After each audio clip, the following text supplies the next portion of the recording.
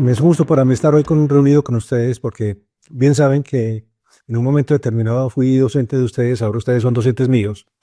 y es un gusto poder estar compartiendo un tema como el del naltrexona, puesto que sin ser un medicamento nuevo ha venido siendo motivo de investigación en diferentes campos, entre ellos renovadas publicaciones en relación con su utilidad en el tratamiento de las adicciones, pero tocaré marginalmente también una nueva alternativa del tratamiento como son las dosis ultra bajas de naltrexona en diferentes enfermedades, que es motivo de una gran investigación, un campo amplio porque, dado su mecanismo de acción, permite la plausibilidad biológica de utilizarlo en una gran cantidad de enfermedades. Recordemos que es un antagonista débil de los receptores opioides y es más débil de los receptores kappa y delta que de los receptores mu, y que podría ser utilizado como alternativa a la naloxona, pero que se ha venido empleando básicamente para el tratamiento de la dependencia física, más no la psíquica, lo que resalta la necesidad cuando uno trata como terapia de mantenimiento alternativa a un paciente con dependencia a opioides con naltrexona, de complementarlo con la terapia psicológica a fin de estimular la orientación, la educación, la motivación que tienen en relación con la abstinencia. Este producto ha sido aprobado en Estados Unidos por la FDA para el tratamiento específicamente de el consumo de alcohol como coadyuvante una vez se logra la abstinencia y para la dependencia a opioides, y ha sido motivo de ese renovado interés en continuar investigando y aplicándolo, dada la oleada de adicción a diferentes opioides, entre ellos el fentanilo.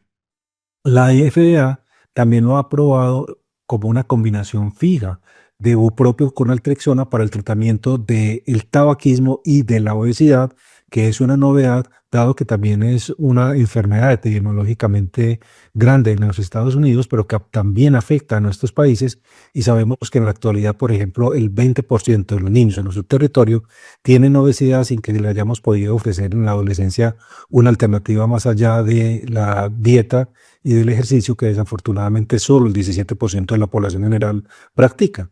Pero hay una serie de usos interesantes también off-label en el tratamiento de la adicción al 2CB, a la adicción al éxtasis, a anfetaminas en general, y para otro tipo de enfermedades como el prurito colestásico, en que los receptores opioides tienen un papel protagónico, pero también es interesante la encefalomielitis como síndrome de fatiga crónica postviral, en la cual tenemos una gran cantidad de pacientes que tuvieron COVID u otro tipo de infecciones virales y que es muy importante tenerlos presente como tributarios de la posibilidad del tratamiento con la naltrexona.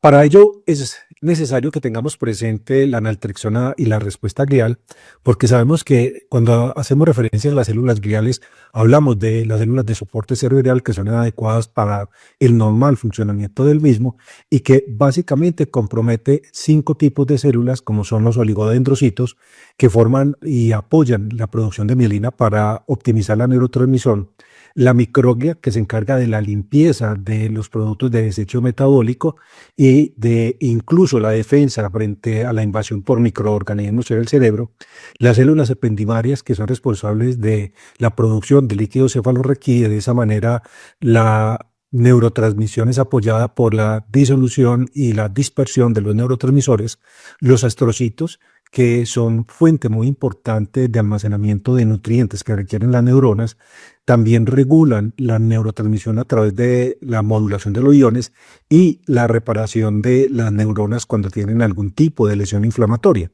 A eso le sumamos las células de Schwann, que también apoyan a los oligodendrocitos porque ayudan en la formación de mielina alrededor de los axones, y la integración de todas ellas permite un funcionamiento cerebral adecuado. Allí tenemos ubicados los receptores TLR, recuerden los Toll-like receptor, que fueron por primera vez detectados en la mosca de la fruta de la Melanogaster y que eran responsables del crecimiento del tren posterior y del tren anterior, y que nunca se había encontrado una molécula en un insecto que fuese tan dinámica y participativa en el desarrollo. Por eso la palabra Toll viene del árabe y significa asombro, porque eran receptores asombrosos en relación con la participación que tenían, pero luego fue más asombroso encontrar que eran homólogos de los receptores Toll del sistema nervioso central, lo cual habla de una evolución ontológica ancestral y la posibilidad de compartir este tipo de receptores que forman parte de la inmunidad innata y que reconocen los denominados PAMs o patrones asociados a patógenos. Los receptores TOD son los centinelas del sistema nervioso central que activan el sistema inmune frente a patógenos y frente a moléculas productoras de daño y activan los mecanismos de defensa e inflamación. Por eso es muy importante tenerlos presentes en el caso de dolor, puesto que cuando se presenta un dolor se activan los receptores TOL presentes e interactuando directamente también con los receptores opioides y ellos van a generar inflamación y van a aumentar, a magnificar la defensa dolorosa que en un momento determinado de no ser controlada adecuadamente puede ser sinónimo de un dolor neuropático crónico con sensibilización central. Así que la modulación de los receptores de tipo TOL regula positivamente la señal opioide endógena, favoreciendo su actividad mediante bloqueo transitorio de receptores que van a ser de índole opioide y que van a participar en la transmisión del dolor. Los opioides endógenos sabemos que son supremamente importantes porque participan en una gran cantidad de procesos fisiológicos, mucho más allá de la percepción del dolor, son reguladores del metabolismo en términos generales, permiten participar también en el control de la dinámica cardiovascular, ayudan a la proliferación celular y es por ello que hay estudios, por ejemplo, con naltrexona aplicada a tejidos ulcerados en los cuales promueve una reparación mucho más rápida. Y el sistema nervioso central, al actuales diferentes receptores, permite el control de la ansiedad, pero también participa de manera activa en la modulación de la respuesta inmune. Y sabemos que la naltrexona es un antagonista competitivo análogo de la naloxona, pero por una vía media mucho más prolongada, específicamente más de los receptores MIO, de los receptores MOR, que es MIO opioid receptor, generando al bloquearlos una respuesta fisiológica de una regulación a la alta. Y esto permite que se hayan diseñado estrategias de dar dosis muy bajas de la naltrexona concomitante con dosis altas de opioides para que de manera paralela se ayude a la sensibilización favoreciendo la producción de más receptores opioides y lo que inicialmente parecería un antagonismo competitivo que neutralizaría la acción del opioide termina finalmente siendo una potencialización al estimular la producción de la regulación a la alta de nuevos receptores donde esa dosis más abundante del opioide dirigido al control del dolor va a tener más receptores que se traducirán en una mejor respuesta clínica. Los astrocitos y la microglia son dos de los conjuntos celulares cerebrales que participan en la cascada de las citoquinas proinflamatorias en la respuesta al dolor. Y cuando ellas no son moduladas adecuadamente, contribuyen al desarrollo de la neuralgia y contribuyen a la tolerancia a los opioides que generalmente nosotros manejamos, aumentando el opioide, lo que finalmente puede desencadenar un fenómeno de dolor paradójico dentro del marco de lo que conocemos como una hiperalgesia inducida por opioides. Gran parte de ese dolor se debe a la unión de los opioides endógenos a los receptores tipo TOL de la microglia más que a los astrocitos, produciendo efectos proinflamatorios y la naltrexona tiene esa capacidad de inhibir la unión de sus opioides endógenos a los receptores TOL, regulando también paralelamente las células innatas inmunes en el sistema nervioso central, lo que permite a su vez que se traduzca en un manejo del dolor neuropático. Cuando se bloquean los receptores TOL por parte de la naltrexona, se inhibe la producción de citoquinas proinflamatorias como la interleuquina 6, también el factor de necrosis tumoral alfa y así como otros factores inflamatorios. Y paralelamente también se hace modulación del óxido nítrico que contribuye también al dolor a través del procesamiento de algunas señales nociceptivas. Así que la participación de los receptores TOL se debe de tener muy presente, puesto que su modulación a través de la naltrexona permite que tenga una gran cantidad de aplicabilidad. Y empecemos con las aplicaciones reconocidas por la FDA y también aprobadas por el INVIMA en Colombia, como lo son el Arcolis. Recordemos que no tenemos un tiempo mayúsculo para la atención de los pacientes y hay que optimizarlo.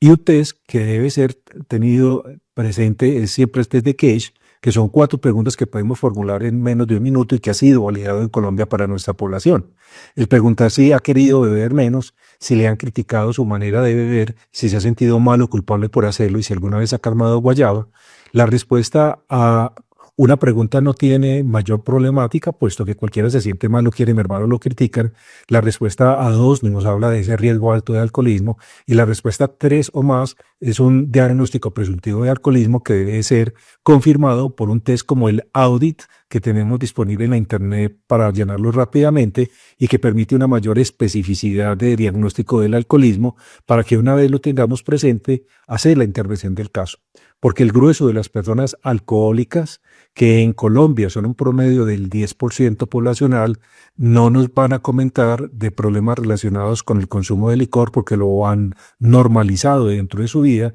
y se necesita específicamente preguntar. En días pasados, por ejemplo, tuve la posibilidad de tener en paciente a una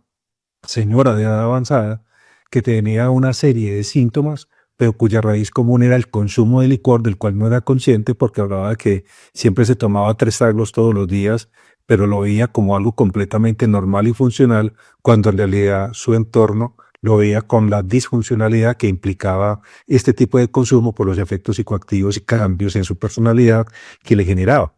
Así que es bien importante tener presente en las adicciones, como ya hemos visto, la posibilidad de naltrexona dentro del tratamiento del tabaquismo, del tratamiento del alcoholismo, de la dependencia a anfetaminas, entre otras, que hay un denominador común como lo constituye la dopamina. Y sabemos que el área ventral tegmental es uno de los sitios donde tenemos aferencias que se contactan con el núcleo accumbens del centro de placer, donde hay una puntual liberación de dopamina que genera esa sensación de bienestar y placentera que acompaña a las adicciones, cuyo común denominador es una disfunción en la liberación de dopamina que está siendo excesivamente generada y que lleva a que la persona desarrolle condicionamientos para cada vez experimentar ese tipo de sensación dependiente de dopamina. Del área ventral tegmental salen aferencias a la corteza prefrontal, donde regulamos la cognición y conductas que nos permiten repetir actividades placenteras y la posibilidad de que en el futuro se vayan presentando nuevamente. Así que siempre que consumimos hay activación del área ventral tegmental, comunicación con el núcleo activo y con el núcleo accumbens y de manera activa comunicación con la corteza prefrontal para ir desarrollando el contexto de la adicción.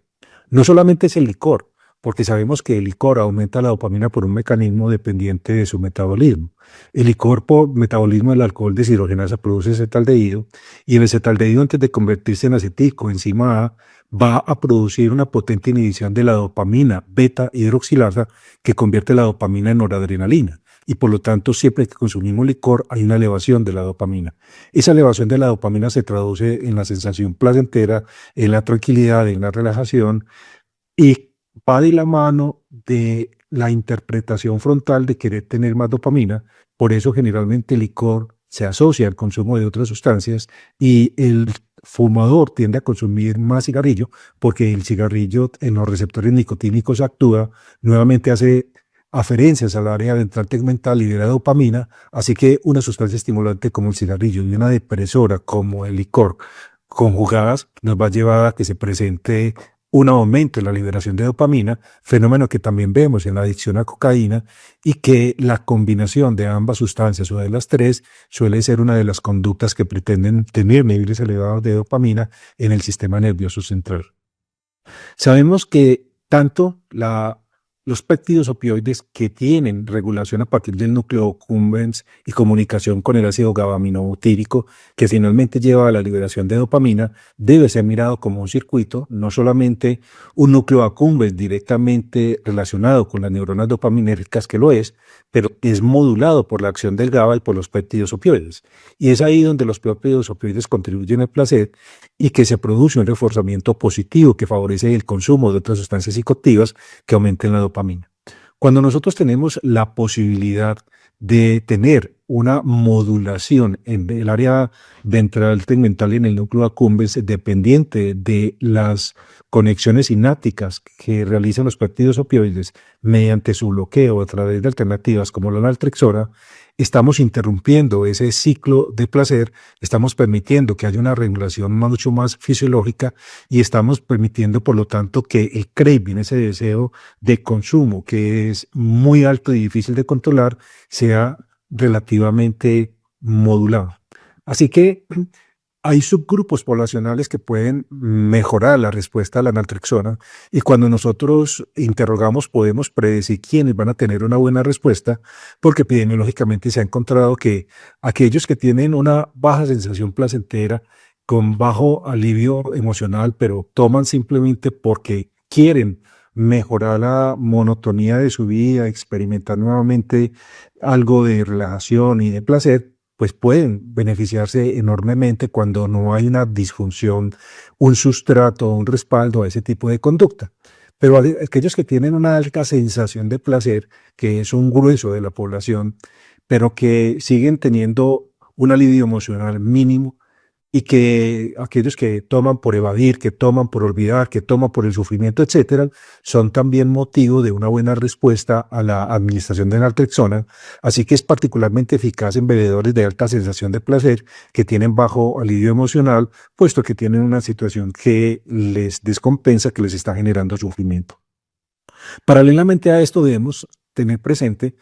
que tenemos un asesino serial entre nosotros que mata a 10 personas cada segundo en el mundo y que en Colombia mueren 88 personas diariamente secundarias a las complicaciones derivadas del consumo de esta sustancia psicoactiva y que participan en las primeras 5 causas de muerte de la población, como es la enfermedad cerebrovascular, como es el infarto agudo del miocardio, como lo constituye el cáncer, el EPOC y la neumonía. Y bien sabemos que ese asesino se llama tabaquismo, que ha venido teniendo un aumento en su prevalencia debido a el vapeo, que es una de las alternativas para llevar a que la población cambie y migre desde el cigarrillo habitual hacia el consumo del vaping, cuyos efectos deleterios son mucho más graves que los que tiene el cigarrillo, ya que se han documentado en un tiempo menor, en un periodo mucho más corto de lo que hemos podido documentar alrededor de 10, 12 años que requiere el consumo de cigarrillo para tener las consecuencias que conocemos. Así que nos enfrentamos a una epidemia de vapeadores que van a tener las mismas consecuencias que conocemos en salud, porque no hay ningún órgano o sistema que se escape de los efectos tóxicos del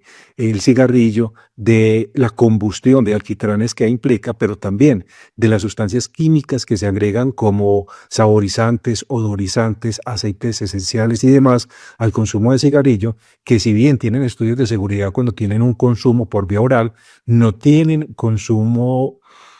validado como producto de combustión ingresando al pulmón, y es ahí donde encontramos que la adición de la vitamina E como tocoferol, un aceite que podría utilizarse como vehículo, lo llevaron a que como producto de la combustión se convirtiera en una sustancia prooxidante que generó una epidemia de fibrosis pulmonar en jóvenes en Estados Unidos que quedaron con lesiones residuales grandes y otros tantos que llegaron a morir por insuficiencia ventilatoria. Así que también, además del licor que afecta a nuestra población, porque vivimos en un país desafortunadamente en el que se privilegia el consumo de licor por encima de cualquier psicoactivo y que se normaliza su utilización, llevando a que muchos de los pacientes alcohólicos no tengan tratamiento, también tenemos otra manera de intervenir, como es el tratamiento con la naltrexona para el tabaquismo.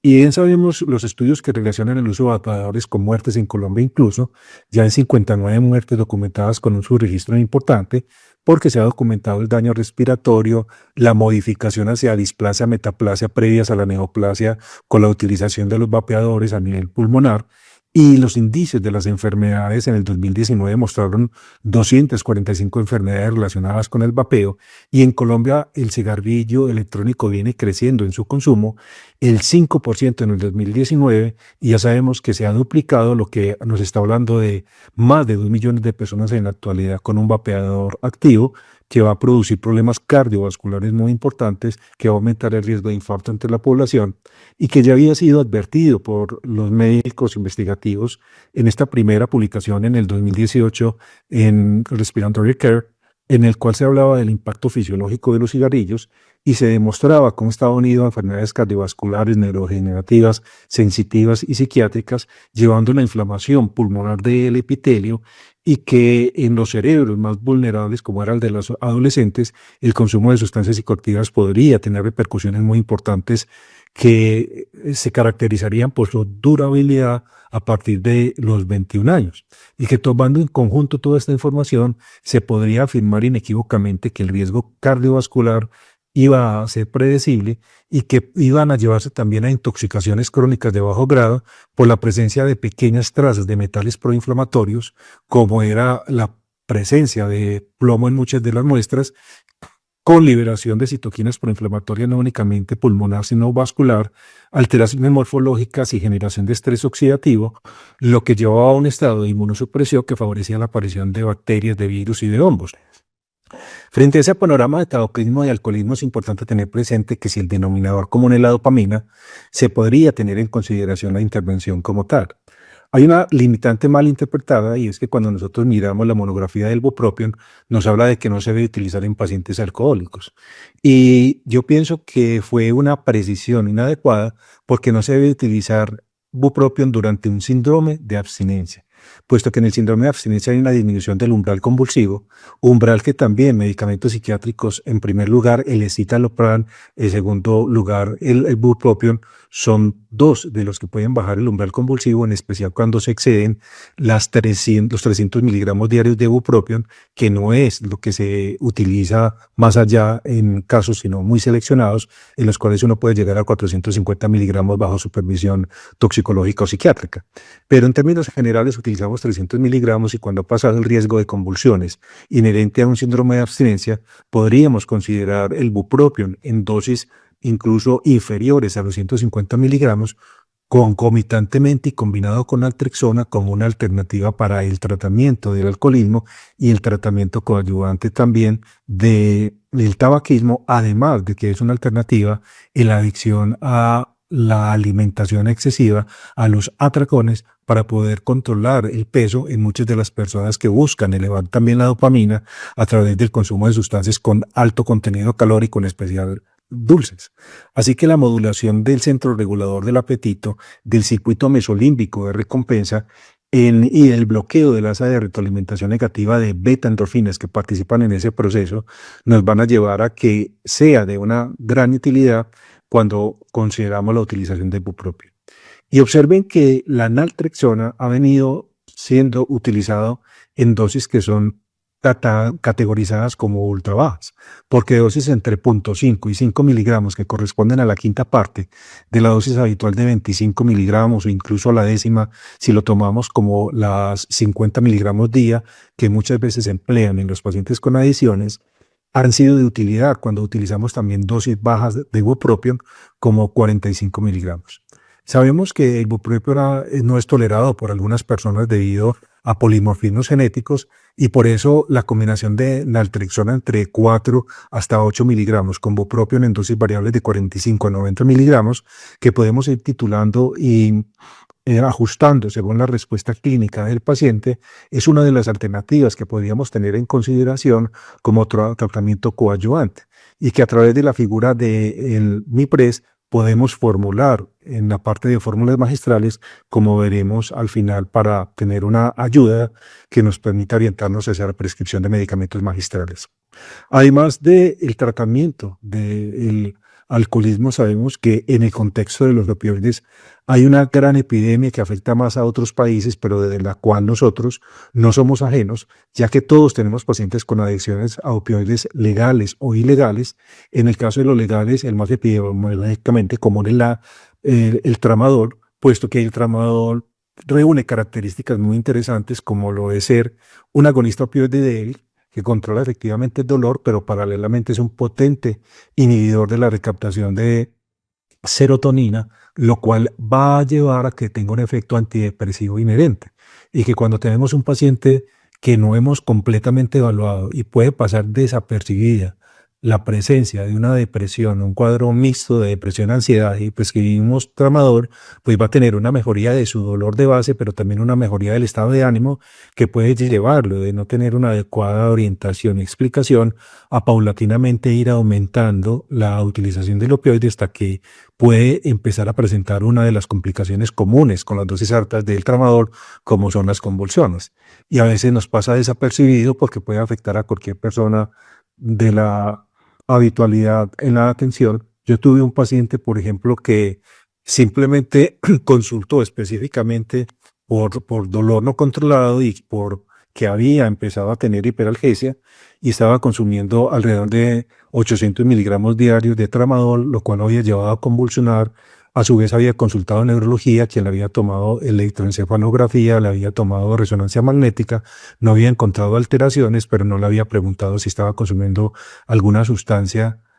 que pudiese desencadenar las convulsiones, y lo que tenía era un abuso del tramador. Abuso que en el caso de la utilización del fentanilo de manera ilegal y sin medidas de asepsia lleva a complicaciones tan dramáticas como estas documentadas en los Estados Unidos, donde la población zombie puede ser vista en ciudades como en Los Ángeles, y que hay una gran cantidad de personas adictas a este tipo de sustancias que ha llevado al traste a la vida de una gran cantidad de norteamericanos. Y sabemos que el fentanilo se utiliza por su alta potencia, porque tiene una acción analgésica entre 50 y 100 veces más fuerte que la morfina, y que pequeñas cantidades son necesarias, así que tiene un rendimiento económico muy alto, y que de ingresar a una libra, por ejemplo, permite que sea comercializada entre un gran número de adictos, y eso lo hace atractivo por esa gran potencia. Pero las muertes por fentanilo en el año 2022 equivalían a que murieran todos los asistentes a un partido de fútbol en el Camp Nou en el lapso de un año, y por eso se ha convertido en una verdadera epidemia asesina en los Estados Unidos. Sabemos que la farmacodependencia es una enfermedad porque tanto en el cerebro de un alcohólico, de una persona con obesidad, de una persona con adicción a la cocaína, van a haber cambios estructurales en la población, en los receptores, en su densidad y en su funcionalidad, lo cual nosotros deberíamos tener presente, porque la droga lleva a que esa disfuncionalidad sea sostenida y que después de una abstinencia se tarde, como en el caso de las anfetaminas, algo más de un año para volver a tener el funcionamiento en densidad de poblaciones, lo que explica que de no tener un seguimiento lo suficientemente asiduo, podemos tener recaídas muy frecuentes en los pacientes que atendemos. Y que es bueno producir opioides, es bueno tener adicciones, pero generadas por actividades que nos ayuden a crecer, como el estudio, el trabajo, el deporte, la música, el baile, el arte, la práctica del yoga, de la atención plena o mindfulness, de la risa, etcétera, que son formas alternativas de la producción de opioides que resultan completamente funcionales y deseables. La naltrexona, frente a este panorama, entonces surge como una posibilidad para el tratamiento de diferentes adicciones, siendo aprobado para la adicción al cigarrillo, la adicción al alcohol, la adicción a opioides, y entre otras, y sabemos que recientemente también la obesidad, que ha sido desencadenada por un consumo excesivo de calorías, en las cuales nosotros detectamos conductas inadecuadas como los atracones, y que podría ser una alternativa complementaria a la ayuda. Sabemos bien que es un agonista de los receptores mu y un antagonista más débil, antagonista de los receptores mu y más débil de los receptores kappa y delta, que impide esa participación dentro de la fisiología del organismo, y que ha sido aprobado por diferentes entidades a nivel mundial, entre ellas la FDA y la EMA, como un tratamiento coadyuvante para el alcoholismo, el tabaquismo, la obesidad y otras adicciones que están por fuera de etiqueta, como las anfetaminas, como el prurito, y muy especialmente el síndrome de fatiga crónica asociada a la fibromialgia, que también es una de las enfermedades que epidémicamente están afectando a la población adulta mayor. Así que dentro de la gama de participación de las diferentes eh, mm, enfermedades, podemos tener aquí presentes la naltrexona, que tiene como antagonista opioide 2 veces una mayor capacidad que la naloxona, pero de un inicio mucho más lento, lo cual hace que no sea la elección para el tratamiento de una intoxicación aguda, pero así como un medicamento coadyuvante de mantenimiento para el tratamiento de la abstinencia al alcohol, porque tiene un efecto anti-craving, favoreciendo entonces que la persona convierta esa necesidad de consumir más bien en un deseo que es completamente controlable, reduciendo el deseo de consumo de alcohol, mejorando la tasa de abstinencia, disminuyendo las recaídas, y con la gran ventaja de no producir dependencia física o psíquica ni presentar tolerancia. Así que hay varios estudios que demuestran la utilidad en este contexto de las adicciones, pero también de otras enfermedades, empleando dosis ultra bajas como el síndrome de fatiga crónica o la encefalomielitis postviral. La utilización de la naltrexona nos lleva a bloquear el acoplamiento de las beta-endorfinas que participan en el circuito de la adicción, evitando que se libere dopamina en grandes cantidades, modulando la liberación de dopamina y de esa manera favoreciendo la abstinencia porque interrumpe la retroalimentación que se hace y la disfunción que genera el consumo de sustancias psicoactivas en el eje hipotálamo hipofisiario suprarrenal, llevando de esa manera también a una normalización del eje que la disfuncionalidad sostenida del mismo favorece las recaídas y que puede ser una de las buenas maneras de ayudar a hacer recuperación. La naltrexona, después de una administración oral, se absorbe casi totalmente por completo, tiene un extenso metabolismo de primer paso, tiene un gran volumen de distribución de 1.350 litros con una baja unión a proteínas que es del 21%, y eso nos habla de una acción predominantemente a nivel intracelular que actúa como reservorio y permite prolongar su vida media biológica y que tiene mínimas interacciones debido a que tiene una relativa baja unión a proteínas. Es metabolizado 6-beta-naltrexona en el hígado y después de la administración, la vida media, que es de 4 horas, lleva a que se excrete como un metabolito sin muchos cambios una parte y como 6-beta-naltrexona por otra. Pero debemos tener presente ese gran volumen de distribución porque si hablamos de vida media, pues permanencia de detección en plasma 4 horas, pero al estar al interior de las células generando sus acciones, tiene una vida media biológica farmacodinámica mucho más prolongada. Habitualmente, y por las investigaciones que se han publicado, ha llevado a que esté disponible en tabletas cuya dosis habitual es de 50 a 100 miligramos, pero en nuestro medio es mucho más común que la psiquiatría la prescriba, por ejemplo, 25 miligramos cada 12 horas, si no hay signos de abstinencia, porque al ser un antagonista de los receptores opioides, si uno se la suministra a una persona que viene en tratamiento con metadona o que viene en tratamiento con buprenorfina, pues desencadenaría un síndrome de abstinencia. Y cuando nosotros hacemos un desmonte de opioides, que queremos ayudar a que ese paciente permanezca abstinente e iniciamos la naltrexona, no se deben escatimar esfuerzos por verificar que esa persona no esté consumiendo de una manera en la cual no lo ha comunicado todavía opioides, porque la administración de naltrexona podría ser seguida, por ejemplo, de la aparición de dolor abdominal, náuseas, vómito y diarrea,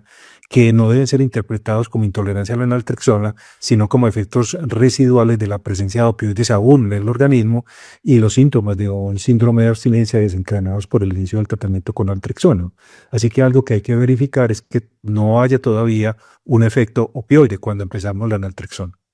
En alcohol, la dosis es la misma, se puede utilizar de 25 miligramos cada 12 horas y según respuesta aumentar y escalar a 50 hasta 100 miligramos día. Incluso hay dosis altas que requieren un seguimiento mucho más estrecho.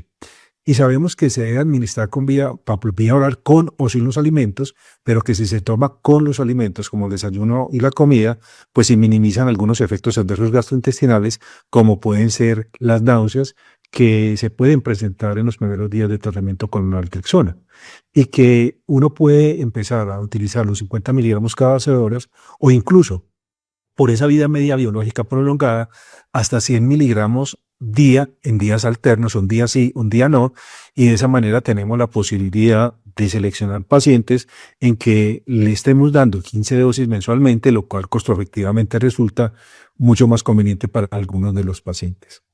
Así que hay diferentes publicaciones en prestigiosas revistas en las cuales se utiliza la naltrexona para el tratamiento de la dependencia alcohólica y también que tiene utilidad de personas que están en etapas tempranas de la vida y que permite controlar efectivamente ese deseo que se ha convertido incontrolable en un craving. Generalmente uno comienza con una dosificación de 25 miligramos como única y si no hay síntomas de abstinencia una hora después podría dar los otros 25 miligramos para titular. Si esa persona ya es tributaria de una prescripción de 50 miligramos cada 12 horas, se puede, decíamos, administrarla con o sin los alimentos, pero debemos tener precaución porque específicamente en el contexto de consumo de licor, los pacientes pueden tener algún grado de hepatopatía.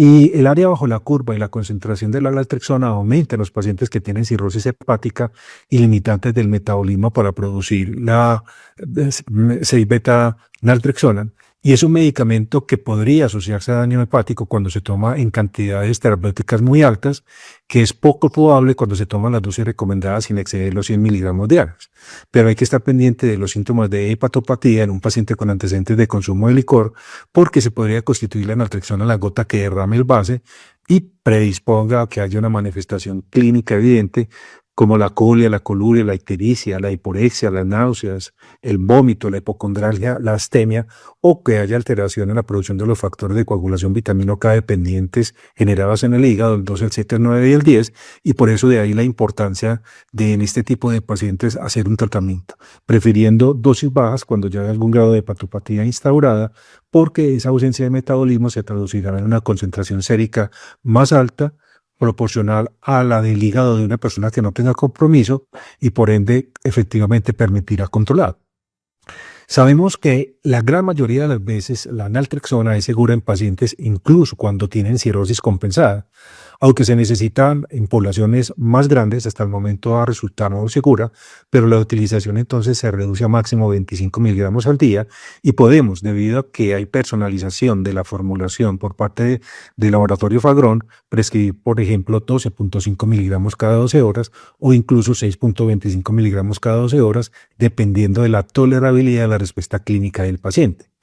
Es importante hacer pruebas de función hepática solicitando no únicamente las transaminasas AST-ALT, sino que eventualmente las primeras en elevarse la gamma-glutamiltransferasa, y vale la pena siempre considerar que nos enfrentamos a lesiones más comunes de índole hepatocelular, pero que las colestásicas también son potencialmente posibles. De ahí la necesidad de solicitar fosfatasas alcalinas para detectar la eventualidad de una lesión colestásica que, siendo mucho más extraña en este contexto, sigue siendo posible. Y tener la posibilidad de hacer medición. Sabemos que cuando las transaminasas se duplican, pues es un campanazo de alerta, y solamente cuando superan alrededor de 3 veces la dosis máxima normal, es decir, llegan a 120, pues deben ser motivo de reducción o suspensión del tratamiento para poder permitir que el hígado tenga una recuperación. Particularmente lo que yo he hecho habitualmente es que cuando hay algún grado de elevación temporal de las transaminasas, empiezo con 600 miligramos de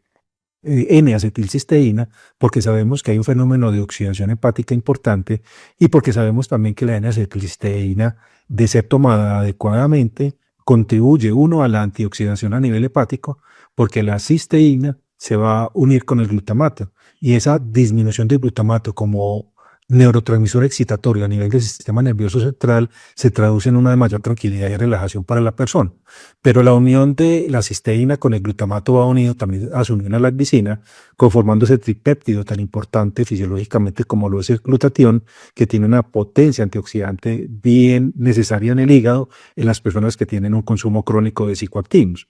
Pero recordemos que la N-acetilcisteína, para cumplir con su función, requiere de ser tomada siempre con el estómago vacío, porque la biodisponibilidad por vía oral es relativamente baja, un 15%, mientras que cuando se toma con los alimentos, debido a la presencia de grupos sulfidilos en su estructura, se unen los metales de la dieta y no tiene biodisponibilidad. Así que es bien importante, para tener éxito con la N-acetilcisteína, prescribirla en 1 hora antes o 2 horas después de los alimentos para garantizar su biodisponibilidad. Y que podemos empezar cada 12 horas, 2 horas después del desayuno, 2 horas después de las comidas, es una buena manera de lograr la adherencia, y que según la respuesta podemos llegar a aumentar la dosis hasta llegar incluso a dosis de 1800 miligramos día, pero que si comenzamos con las cápsulas de 305 miligramos como fórmula magistral, en cápsulas sin ningún tipo de excipiente que genere disbiosis, como son los saborizantes tipo y colorantes tipo tartrazina o aspartame que vienen en las presentaciones tradicionales disponibles en las droguerías de cadena, pues podemos prescribirlas simplemente como cápsulas que no vienen con ningún excipiente ni colorante, que tiene mejor tolerancia al empezar con 300 miligramos y que permite una titulación y posteriormente una formulación en una dosis mayor según la tolerancia, porque a veces la molestia gástrica al tomarla con el estómago vacío puede ser la queja en algunos de los pacientes que lo reciban. Así que recordemos que también podemos utilizar la N-acetilcisteína como un hepatoprotector, favoreciendo la recuperación, disminuyendo la oxidación, disminuyendo el glutamato, y por lo tanto hay estudios de la importancia de la N-acetilcisteína en el tratamiento coadyuvante de las adicciones, en especial al cigarrillo, a alcohol, a anfetaminas y a marihuana. Si volvemos a los pacientes que tienen consumo de licor, sabemos que los metabolitos se excretan principalmente por la orina y que hay un deterioro fisiológico que debemos calcular con base en la creatinina dentro del contexto de la depuración de la creatinina, pero que se puede utilizar sin ningún tipo de ajuste de la dosis cuando miramos que existe una depuración de creatinina superior a 30 mililitros por minuto. Solamente en una persona con un compromiso hepático y renal importante deberíamos tener la posibilidad de considerar la no utilización o la utilización de dosis ultra bajas por las características del paciente. Algunas de las contraindicaciones de la naltrexona es la abstinencia aguda de opioides, el consumo activo de opioides porque desencadenará un síndrome de abstinencia. Se podría hacer una prueba de provocación con la naloxona o la que yo describí, dar 25 miligramos inicialmente y si no hay síntomas, ajustar a la hora los 25 miligramos complementarios si queremos empezar con 50 miligramos cada 12 horas. También cuando un paciente está recibiendo analgésicos no debemos dar dosis plenas altas, pero sí hay estudios bien interesantes de dosis ultra bajas paralelamente con la dosis plena del opioide, dar 1 miligramo de naltrexona para bloquear algunos receptores y que lleve a que fisiológicamente se genere una regulación a la alta, lo que optimiza la acción del opioide analgésico al tener más receptores de toda índole para actuar, en especial receptores MIM.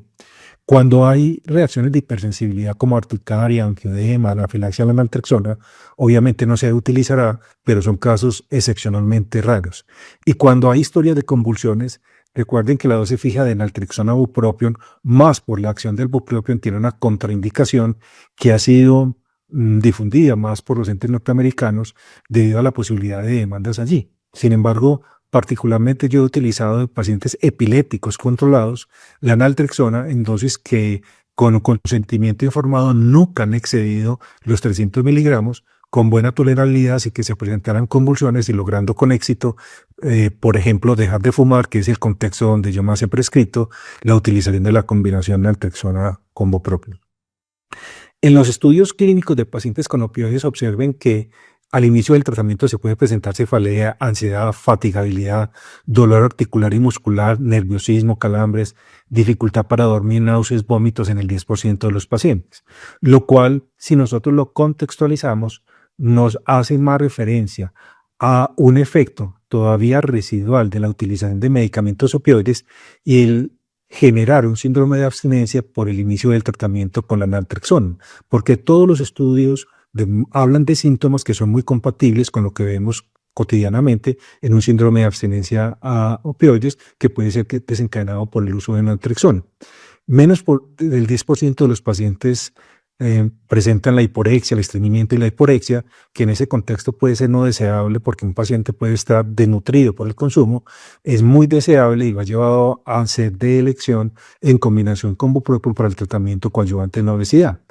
Puede en algunos pacientes producir polidipsia, mareos, irritabilidad, eyaculación retardada, la erupción cutánea como esta hipersensibilidad y la presencia de escalofríos que es muy sugestiva de un síndrome de abstinencia.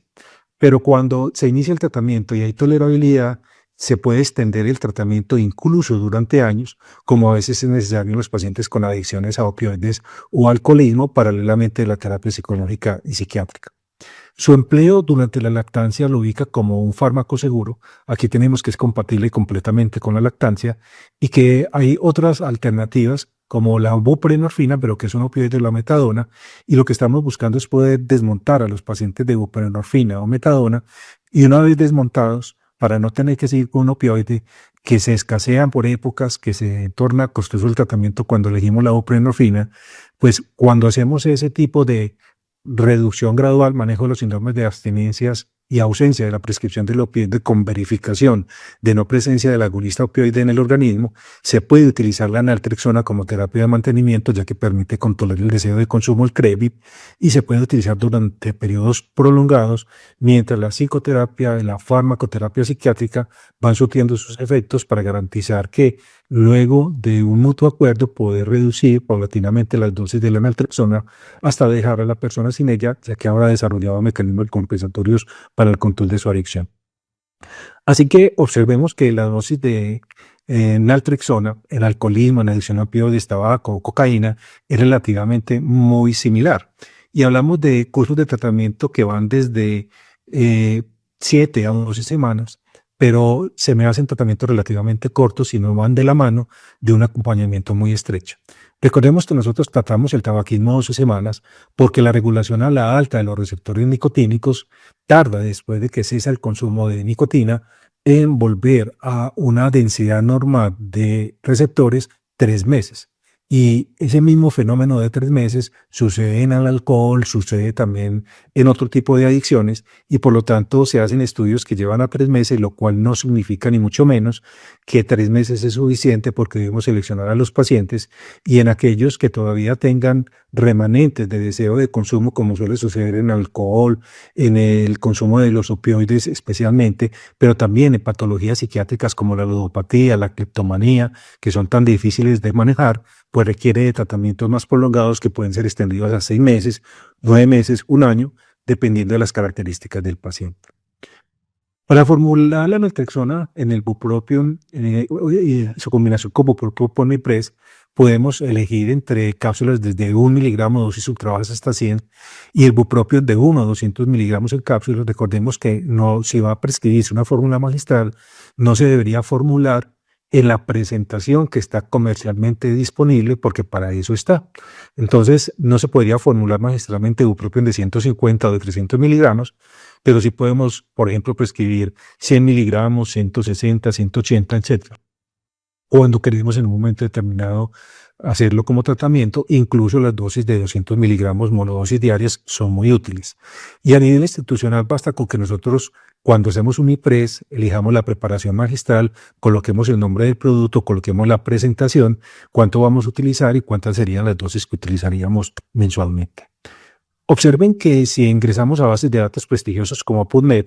tenemos la posibilidad de prescribir naltrexona para opioides, naltrexona para cocaína, naltrexona para anfetamina, naltrexona para alcoholismo, pero que también hay otras enfermedades debido a esa participación de los receptores TOL en la generación de las mismas, como es la enfermedad de Crohn, como es la alopecia fibrosante frontal, como es el tratamiento de la cleptomanía, de la ludopatía, como es también el tabaquismo, y que hay ciertas adicciones muy frecuentes poblacionalmente en las cuales nos sentimos que no tenemos alternativas adecuadas para enfrentarlas, como sucede en el caso de la ludopatía, que utilizamos el Lux, que viene en su nombre porque inicialmente se utilizaba para la ludopatía, y que una de las alternativas útiles, efectivas, que puede ser utilizada combinada o de manera monoterapia, es la naltrexona. Es importante resaltar que hay publicaciones de dosis bajas de naltrexona en la que Fagron, como laboratorio multinacional con presencia en 35 países, también ha participado desde el punto de vista de contribución con pacientes y desarrollo del producto para la utilización de las dosis ultra bajas, y por eso vemos en la parte inferior derecha que Fagron respalda la utilización de las dosis ultra bajas para investigación y confiabilidad de los pacientes,